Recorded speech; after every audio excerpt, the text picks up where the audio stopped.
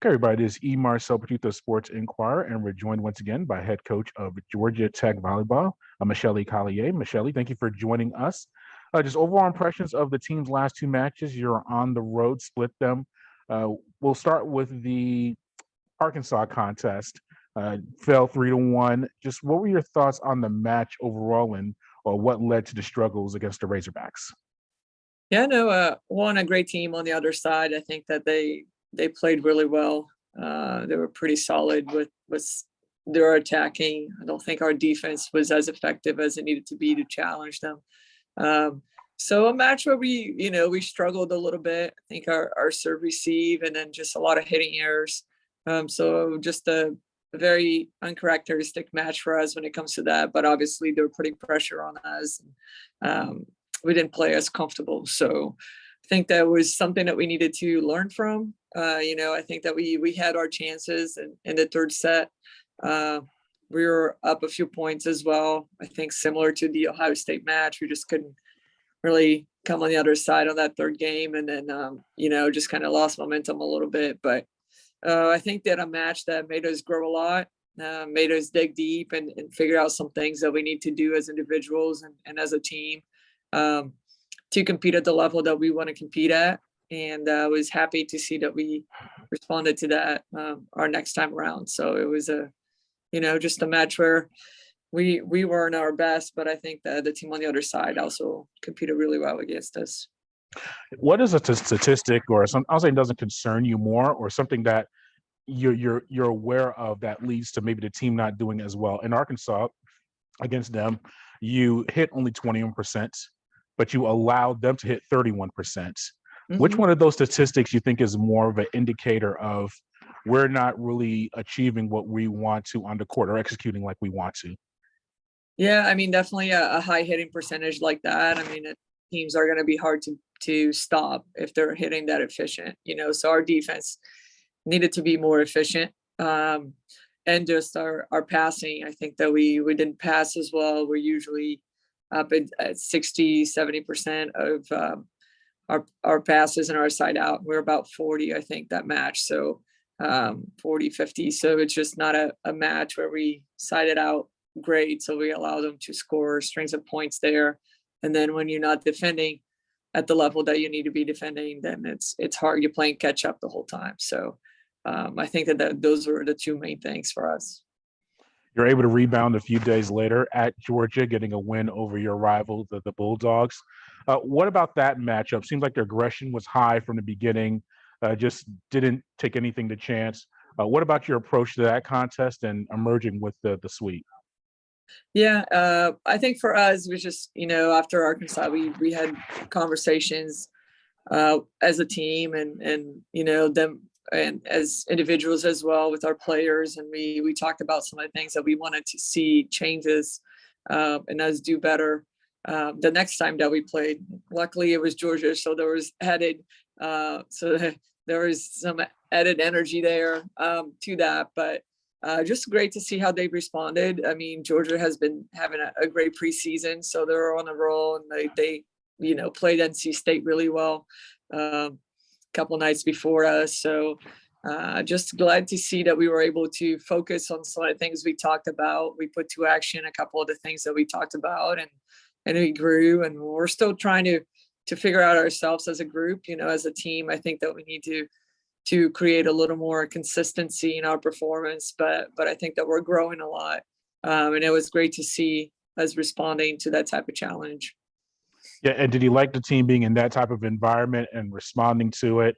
Obviously, it looked like it was a very good crowd in Athens for the group. How important is it to put your team in these type of situations as you get prepared for conference play and then hopefully postseason play beyond? Yeah, no, I mean, obviously we knew that there was going to be a lot of people there, and that are always, it's always a big game in state, so there was always people in both places. So it was a fun environment. It was a good environment to compete at. Again, Georgia is a great team, and they really challenged us in some different ways, and we were able to execute in a lot of the things that we talked about. So obviously these matches are great. There's, different environments are also really helpful for us as we start to now change our focus to conference play, and being able to play some big matches on the road as well, in order to keep going and hopefully put ourselves in a conversation at the end of the year. Yeah, and also in that match, Julia, Tamara, and Bianca each had double-digit kills in that contest. How important is that to have the balance? Everyone's focused on Julia, obviously, and her talents, but how important is it to get other players involved offensively, and including your middles, like Aaron and Breland, to get that offensive flow going for the team? Yeah, no, very, very important. We need to be balanced. We need all three of our pin attackers to be efficient, and to be able to pull blocks from both sides of the court. That makes it easier for everybody else. So a great match by them. I think that a great match by our offense. Bella did a good job. I think our passing was much better. Our defense was much better. We're making some extra plays there defensively. So really just a great team effort, and which kind of carried over from practice on Saturday. I really think that the group had a great practice on Saturday or on Friday that we were able to carry over to Saturday for that match. So it was great to see our whole team come together and really want to do better after, that tough loss at Arkansas.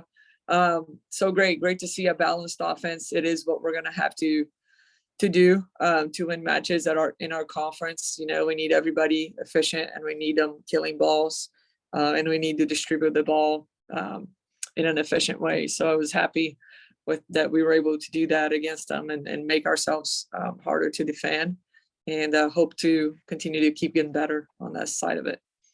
Yeah, now you do interconference play. Before we get to that, you finished non-conference, winning record, achieved some things I'm sure want to get better at, but just overall assessment of the preseason or the non-conference portion of the schedule and where the team is at right now.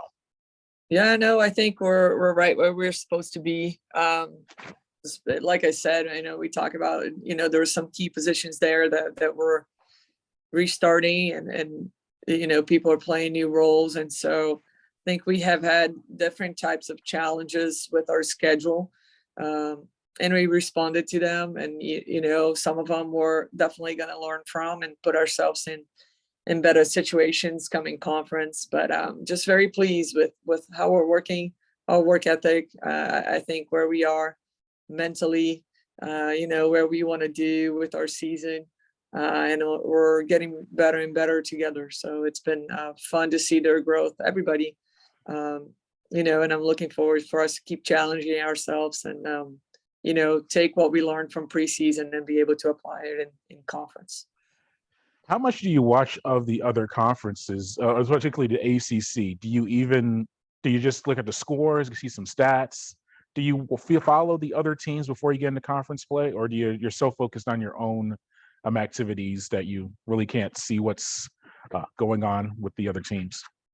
Yeah, no, we'll look at the scores and things like that. I don't know that we're watching a lot of matches.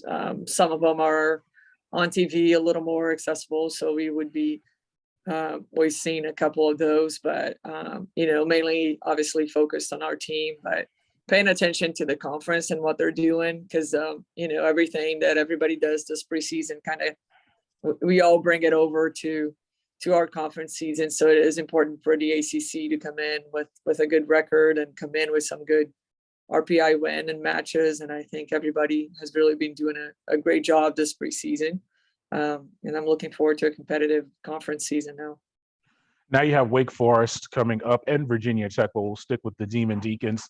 Lead the conference in digs. Looks like a very active defense. What have you seen from them so far this year? And what will you have to do well to start off ACC play with a victory this upcoming Friday?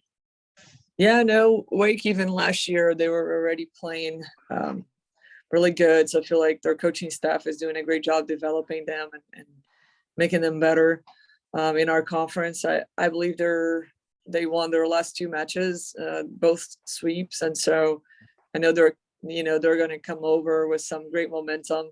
They had a good preseason. They're physical. They're playing, a 6-2 with a lot of attackers. So they'll be hard to defend, and just they got a great freshman libero from Georgia, actually. And she's a great player, so she's definitely making an impact on their defense and their ball control. So it's going to be fun. I mean, it's always fun to play teams who are well defensively. I mean, they really challenge our hitters, and we're looking forward to being back at home and with our fans and with our supporters, and starting things off the right way. Yeah, when you see a team like that that leads the conference in, I think, digs per set, and Emma Farrow, I think, is the libero who leads the conference in digs per set. What does that say about a team that you're facing? Does that mean you're going to have some longer rallies, that you may have to approach the hitting against them differently when you see a team that's very active on the defensive end? Yeah, no, I think it's a great challenge. I think that you challenge them. I mean, obviously, a big part of defense is heart and attitude, and so we know that team is going to fight. Those types of teams are going to fight for points, and they're going to fight for balls, and so it should be a nice energy challenge for us. I mean, I think that again, they're going to get after it. They're going to make it hard for us to score, and having that balanced offense it's going to be crucial. We got to be able to move our offense around a little bit so that they're not as comfortable defending as one way or the other. So big challenge for us here as we head into Friday, but looking forward to it. All right, Coach, thank you for your time. We greatly appreciate it, and good luck this weekend against the Demon Deacons and the Hokies. Thank you.